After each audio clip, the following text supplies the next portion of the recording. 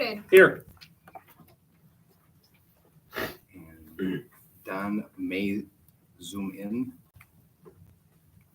He wasn't sure if he could or not, so it is open. We'll see if he can. You might hear him buzz in. All right, and the meeting was noticed. Aaron? Yep, posted to schools, sent to Village, Dickeyville, and Cuba City City Hall where they post them, and then sent to local members of the media Tuesday, October 18th. And everyone can see the consent agenda. Any questions on that? Can I have a motion to approve? I'll move to approve the consent agenda as presented. I'll second. Collins. Yes. White. Yes. Hinderin, yes. Pohl. Yes. Bowden. Yes. Motion carried. All right. Administrative reports. All right, first up, we have our PK through 12 ITL, and Mrs. Burkett is here to present for that. So I guess hand over to you. I'll put it on me. I don't know. So you all have an iPad in front of you. So we are going to play a little game. Hopefully this is gonna work.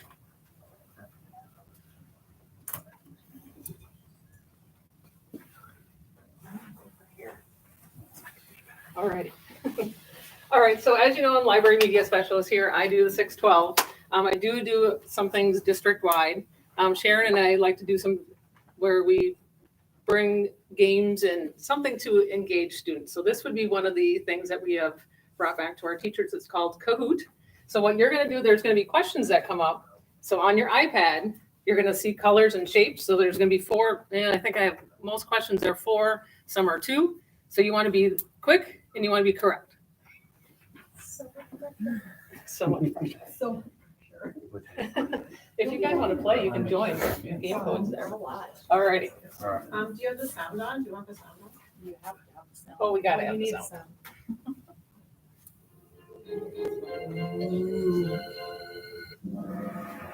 Which screen?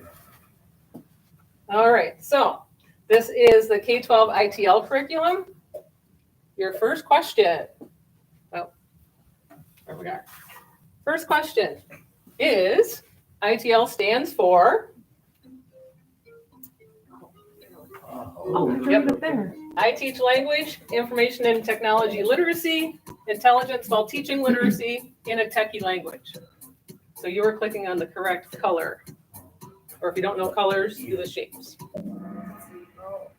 Oh, very good. You all got it correct. All right, so ITL, the ITL standards are information and technology literacy.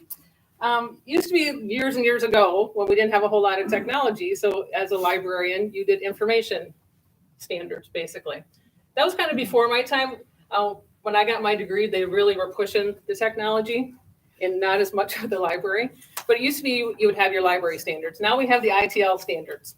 The ITL standards kind of come from a couple different areas. They come from ISTE, which is an international standards. It's International Technology Standards Education. We have the AAL standards, which are the American Association of Library Standards. And then, of course, we have our DPI ones. And they kind of take theirs from ISTE. But Sharon and I have kind of focused when we do our curriculum work, we do it with the DPI. So let's see where everybody stands. Oh, Troy was quickest. So he's. Aaron, you're colorblind. I'm impressed. That's what you know your shapes, right? I have some color blindness, like those 4 shapes. I can. Those are I'm good. at those. Yep. And I did think about that. I'm like, I If it was navy, it was royal blue. All right, so this is a video from DPI. I thought they could kind of explain the standards a little bit better than I can. And it's just kind of a cute little video, little short one. When information technology seemed like a totally separate subject from the rest of student learning. How long ago was that? If you think about today's world and the knowledge, skills, and habits that students need to be college and career ready, aren't both information and technology more like windows that every student needs to know how and when to open in order to succeed in almost any field? In designing Wisconsin's standards for information and technology literacy, we knew the focus had to be not on teaching and learning about technology, but teaching and learning with technology. We want students to be able to use tech tools to empower themselves, taking ownership of their learning experiences, making them meaningful and engaging. We also need our next generation to prepare themselves for stuff that doesn't even exist yet. New kinds of career pathways, societal challenges, and lifelong learning. And while they're doing all that, they need to be safe and positive online. All of this means knowing how best to use digital tools to seek and find all kinds of information and data, evaluate what they find, and when they find the right information, work with it creatively, effectively, and responsibly. That'll go for any field and any learning process within that field. Our information and technology literacy standards are about making it easier to ensure your students are approaching that vision. The standards build on a framework from ISTE, the International Society for Technology in Education, using the same 7 content strands for what students need to become in a digital age: empowered learners, digital citizens, knowledge constructors, innovative designers, computational thinkers, creative communicators, and global collaborators. All of this addresses the central focus of our Wisconsin Digital Learning Plan. If we can use technology skillfully and equitably in education, empowering our students with information and technology literacy that helps them in every subject and helps them interact positively with online communities, we really will amplify our next generation's human capacity for meaningful achievements, useful innovations, and extraordinary citizenship. Thanks for being our partner. There's more information at the Wisconsin Department. Do you remember a time when information So one of the things they kind of stress there is that these ITL standards really are cross-curricular. So I don't know if you kind of picked up on that. Some of the other curricular areas that spoke to you, they really kind of focus just on their own curricular level or area. ITL goes across all curricular areas, all age levels. So that is a big thing. I have pulled out some things that Sharon and I really focus on, but the ITL standards really go across all curricular areas. All right, your next question. Having the skills to live, learn, and work in a society where access to information is increasing through digital means, digital literacy, comprehension, common sense, people skills.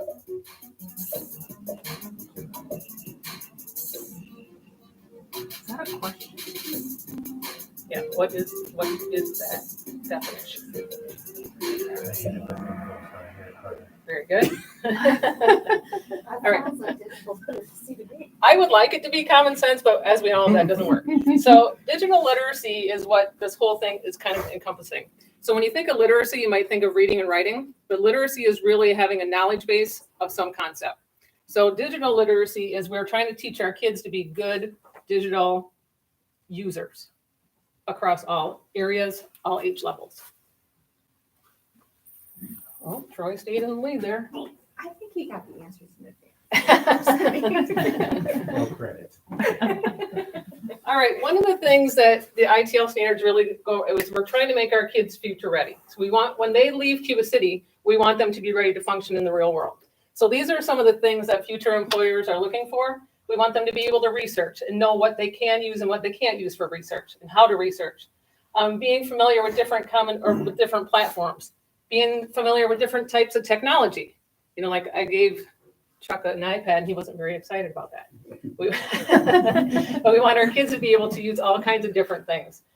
Collaboration is a big thing right now. Some of our kids don't like to work together and COVID didn't help with that. So trying to bring back some of those things and creativity, those are all ITL standards. One of the things I'm doing in the library this year is making it more of a collaborative makerspace area. So you might notice as you come in every meeting, there's more and more you might consider toys here. But what they are is these are things that the kids can use to work together, to be creative. They're working together and problem solving and they're critical thinking on what they can do that they can take out into the real world. So the other yesterday I had some middle schoolers in here and I have little circuits. They saw this game and they have to put together a way to make this fan move by a wire. And they were so excited to do it and they worked together and they weren't yelling at each other, but they were like, they had their opinions, but they had to listen to everybody's opinions. So that's ITL. You might not think of it that way, but those are ITL standards. So we want our kids to be ready to go out into that workforce. All right, true or false? We want our kids to be safe online. True or false? Obviously, that is a big thing. So this is something that, I'll go to this next one, just past this. Oh, Troy stays there. This is probably the area of ITL that Sharon and I really focus on in our library lessons. It's digital citizenship. So we want to teach the kids how to be safe online. We want them to have media balance. We want them to, yes, they're going to use their computers. We know that they're using them every day, but we also want them to go outside. We want them to, play volleyball. We want them to play the flute. We want them to do other things. So having that media balance. We talk a lot to the kids about being safe online. They think now with Snapchat, when the thing disappears, it's gone forever. We have to teach them it's not. As soon as it's out there, you have left a digital footprint. And whatever you do, you're leaving trails wherever you go. So they don't understand that because they didn't grow up in a world where they didn't have it. So we have to teach those things. So that's really what Sharon and I focus on with those ITL standards. All right, CCSD has purchased approximately how many Chromebooks in the last 5 years? 100, 1,000, 640, or 20? Ooh, interesting. All right, we have purchased over the last 5 years, about, Chevy said 639 is what we have done. So I'm sure you're aware we are 1-to-1 in the high school. So 9-12, when they come in as 9th graders, they get a brand new device and it follows them for their 4 years. It's basically their device to use. They can take it home. They can use it as their device, knowing that we're still watching them when they're on that device. Middle schoolers get one too. They're 1-to-1 in the middle school, but it follows them from 6th grade to 8th grade. And then they take theirs all throughout the day too. That travels room to room. Elementary, they all have a device as well, but they're staying in their classrooms. The kindergartners don't have Chromebooks. They have iPads. So we have given technology to our students K-12. So these ITL standards are really important that everybody understands them, that everybody's teaching them, because we want, again, our kids to be safe, but we want them to be good digital learners. So that's what we are trying to do here at Cuba City. So our podium, third place, Brad. And oh, Chris pulled it out in the end. He's sitting there in the shadows. That's embarrassing. All right. Any questions for me as far as that? I know I talk fast. Nothing at all? Good job. Thank you. Yeah, I was just gonna say, I appreciate the demonstration of the technology, because I think we had fun with it, and it's nice to know. That's what I was kind of hoping. Yep. Was the song you got? You want me to sing to you? I said, where's my candy? Oh. Trivia Oh, game, so Of course you would. thanks for teaching Gina. Okay. All right. Thank you again, Tina. Middle and high school principal report, please. All right, we made it to mid-quarter and parent-teacher conferences, and I'd like to thank all of our staff for making conferences a huge success for our students and parents. Miss Meyer and Miss Sitz were able to take the seniors to the American Players Theater in Spring Green to see Hamlet. And it was a little cold and rainy, but I have not heard any complaints, just how great the show was. Fall sports are wrapping up. Congratulations to Emily Ryan and Riley Newhoffen on making it to sectionals for golf. Congratulations to Noah Wood on making the all-conference team for cross country. And we want to wish good luck to the team. They're going to sectionals this week on Saturday at Prairie du Chien. Volleyball had a great regular season, and we wish them luck as they head to New Glarus tomorrow night. Football had a tough season, but they capped it off with class at Mineral Point last Friday night. I received a text from Matt Austin, the principal at Mineral Point High School, telling me that Coach Kopp and his team helped a boy with special needs achieve his goal of scoring his very first touchdown of his 4-year career with the Mineral Point football team. And I think it's great to see that our students understand that athletics are not about winning or losing, but rather about competing and having good sportsmanship. Our high school and middle school bands marched in the UW Platteville Homecoming Parade under the direction of Miss and Mr. Clayton, and it was a chilly morning, but they sounded awesome. Miss Davis and Miss Williams took the junior class to attend the Wisconsin Education Fair on Monday, October 17th at UW Platteville. I don't have the number, but I thought they said that there were close to 200 schools there the kids could get information from. Ben has been busy making sure that all of our safety lighting is up to code, and he has been busy winterizing the outside of the buildings as we prepare for the cold. Middle school students were able to take a needed mental break when Dan and Angela Belkin brought in their puppies for our first Cuban Paws Day. And that's all I got. Thank you. Thanks, Chris. Our elementary school report, Troy. Our beginning band students had their first concert last night. Congratulations to Mr. Clayton and all the students on their hard work and job well done. We completed our fall book fair last week. It was a huge success and brought a lot of excitement to our school. Money raised during the book fair is used to purchase new books for the library. A big thank you to Mrs. Olson for all of her hard work. Our annual Butter Braids fundraiser ends Friday, October 21st, so there is still time to place an order. Money raised through the fundraiser is used for such things as field trips, PBIS activities, and other things throughout the year. Our Muffins with Mom or family members had a great turnout. We had over 100 participants. That included moms, dads, grandparents. It was exciting to welcome so many visitors into our school and see the smiling faces. A big thank you to the kitchen staff, Jesse Dinar, and everybody for their help with such a positive event. Keep your eyes open for future events that will include donuts with dads and breakfast with grandparents. Safety Week, students participated in Safety Week, which allowed them to practice various drills to help themselves and keep our school safe. Our students handled themselves extremely well throughout the drills, and we were able to identify a few changes to make our procedures more efficient. And finally, our fall parent-teacher conferences were conducted last Wednesday and Friday. Parents were offered in-person or virtual conferences to discuss all the great learning and hard work that has taken place so far. A big thank you to all parents and staff for working together to help our children succeed. And also a quick thank you to our newly formed PTO for providing the staff with a wonderful dinner Wednesday night. That's all I have. Thank you, Troy. Business manager report, Heather. Shortly after last month's board meeting, I submitted the 2022 summer school pupil count report.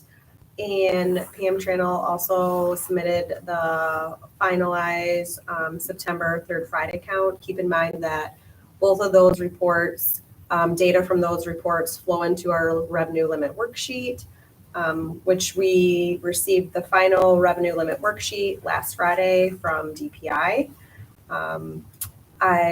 Between last Friday and today, I've been working on finalizing our revenue limit worksheet along with our budget.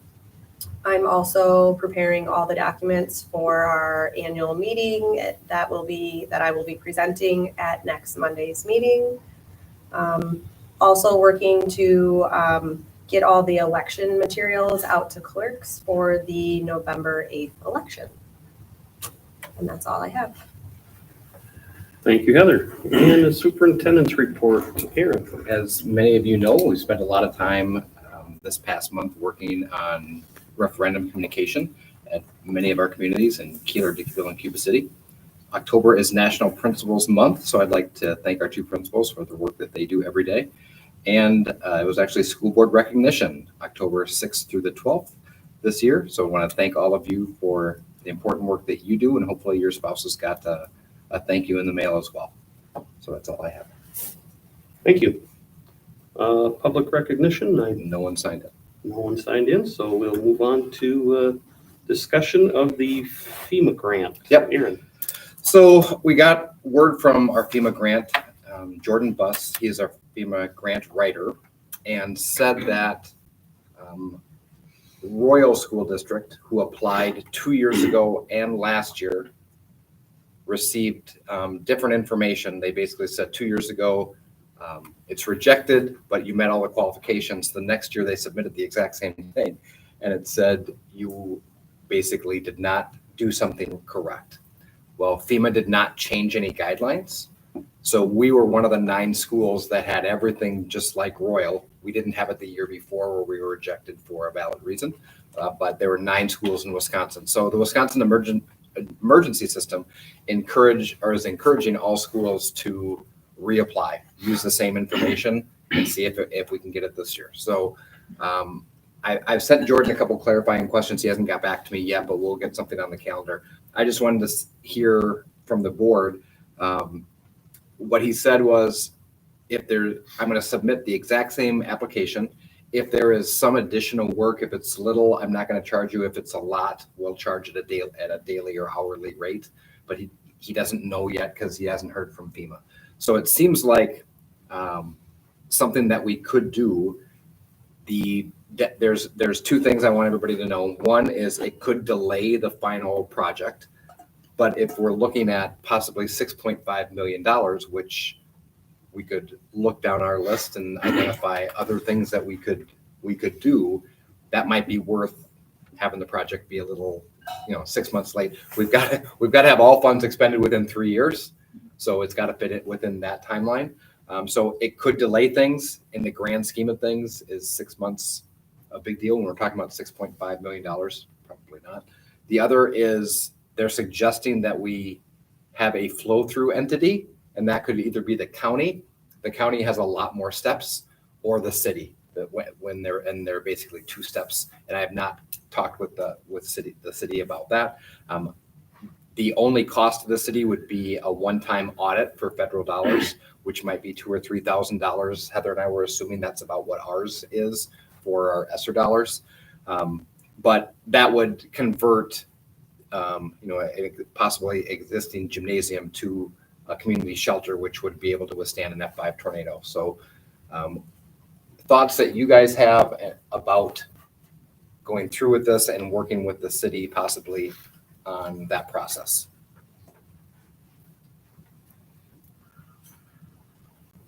Aaron, just to clarify, when you talk about a possible delay, you're talking about like if we actually got it, correct? Like Yeah, so delay. here's the timeline delay. Let's say that the referendum does pass and we are going to progress with the gym as is. The design right now is not a FEMA design because we didn't get it in August. Well, they can do the designs, and they're like, we can design one that's a FEMA standard and one that's regular. We can have both of them ready, but we can't. It's the ordering that's going to, like, they're like, we could possibly order it in April or May, but if we have to wait till June, July, and you guys know with the federal government, we didn't know till like August 8th this year. So it was supposed to be late June, but it was really August. They're like, that just delays when we can order the actual materials. So that's where the delay would be. So let's back it up a period of time. But we can't go ahead with the rest of it until we know where that's at, correct? And because you guys know we're moving things from one area to the other. So until that new addition is at least built, we can't do a lot of the other stuff. Right. So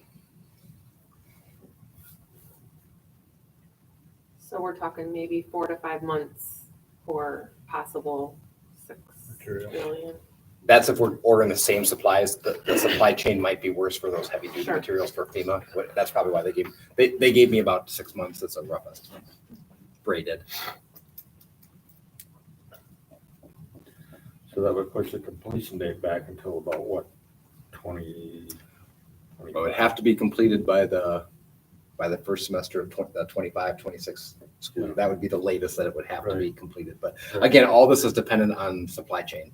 You know, it may not back it up, it may not cause a delay at all. We just don't know. But that's the risk reward. Is the risk is it might cost us a few months. The reward is we could get $6 million to do additional projects on that list of 27. So go through the timeline if the referendum passes and we do not do this. Okay, so design would be starting November 9th and would go through, they said March to May, depending on how specific it is. So at that point, they would bring the final design, and then that's when they could start ordering. So it could be March, it could be May.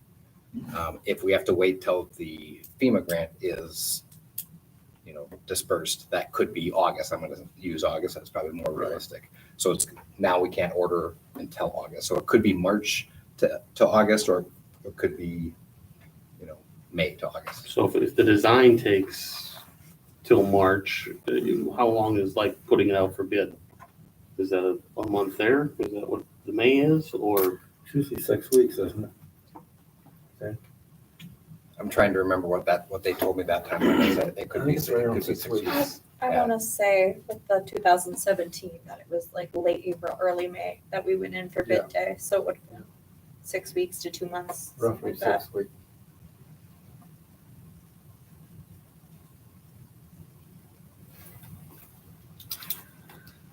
Sarah, thoughts? I was just gonna say, it seems kind of like a no-brainer if it doesn't cost us anything to Right. possibly get that Yeah. kind of money. Because we already paid them $9,000 to do the initial work. We don't have to pay that again. Right. If there's some extra forms and we have to pay a few hourly, wages for him to do those, it's going to be minimal. If he comes back with anything like significant cost wise, I'd be a little more hesitant, but right now it seems like it's worth the shot. Would it help if we had the city along with us? That's what his recommendation Yeah. is. It'd be another do letter that. in our side, And just looking at the county and the city options, like you would share that information, it's like, oh, the county just seems like. The county's a so much lot more work. laborsome. Yep. And knowing And there are that multiple Potosi and schools. Platteville are also eligible for this appeal, the county would also have to serve them. So if we can do it with the city, I think it's a good option. All right. We'll go with that So we're route. There'll agreed? be updates. Yep. All right. New business, November regular meeting here. Anybody have any proposed changes for the November meeting? Right now, we have Wednesday, November 16th at 6:30. I haven't had anybody requested a change in the date. So if there are no changes requested, we can just move on to the next item. We don't have to act. All right. Okay. Approve the list of students participating in early college credit program. Aaron. Yep, that is the list of students. We do this every year. Our policy requires that they apply by October 1st and that the board acts on it in October. So these are students in the early college credit program and Start College Now, which is SCN. And these are the people who met the deadline. I recommend that we approve this. Do I have a motion? I'll move to approve the list of students participating in the early college credit program and Start College Now as presented. I will second. Collins. Yes. White. Yes. Kinderman, yes. Pohl. Yes. Bowden. Yes. Motion carried.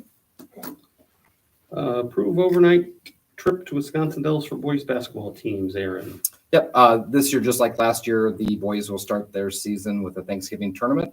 The basketball program is purchasing the hotel rooms for the team, so there's no cost to the district. They play Friday and Saturday, so they'll stay overnight Friday night, and I recommend that we approve this. I'll move to approve the overnight trip to Wisconsin Dells for the boys basketball teams on Friday, November 25th, 2022. Second. Collins. Yes. White. Yes. Hinderman, yes. Bowden. Yes. Pohl, excuse me. Yes. Motion carried. Approve the hiring of middle school special education paraprofessional Amanda Micklig. Yep, and this is a new position created by an IEP. So Amanda lives in Cuba City, but has worked, I believe, in East Dubuque, and we're looking forward to having her work here, and I recommend that we approve this hire. I'll move to approve the hiring of MS Special Education paraprofessional Amanda Micklig as presented. I'll second. Collins. Yes. White. Yes. Hinderman, yes. Pohl. Yes. Bowden. Yes. Motion carried. Committee reports. Budget and Finance, we met Wednesday, September 14th with the most updated version of the budget, and then the presented budget will be at the annual meeting on Monday. Buildings and Grounds have not met since May 16th. I'm sure if, depending on what happens in the next 3 weeks, there will be a lot of Buildings and Grounds meetings if the referendum passes. Yes, there will.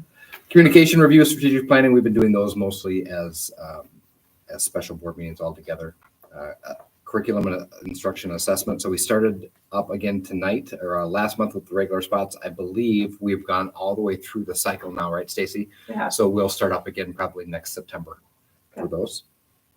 And again, about a year or so ago, we decided instead of having 1 or 2 curriculum committee meetings, that we would have one person come every month for kind of an update. And that was what the board wanted, and that's what we'll keep doing. So the next one is personnel. Last time we met was August 3rd. We don't have another one set for that. Policy we will be meeting in November. I did get something from our Neola representative. He did want to meet at the day of our annual meeting. And so we're actually going to push that off till after November 8th. And then we'll have a policy committee, and then we'll bring it to the board either in November or December. Technology and transportation, we're working on the request for proposal for bids, the bid proposal for transportation, since we are in the 6th year actually of our contract with Stratton Buses. And Gary's not here for our foundation. We'll meet again in January of 23, and Gary's not here for the CISA 3. Thank you, Aaron. You bet. We are at the time. We can look for a motion to adjourn. I'll move to adjourn the meeting. I will second. All in favor? Aye. All right. Thank you all for coming. Thank you. Thanks.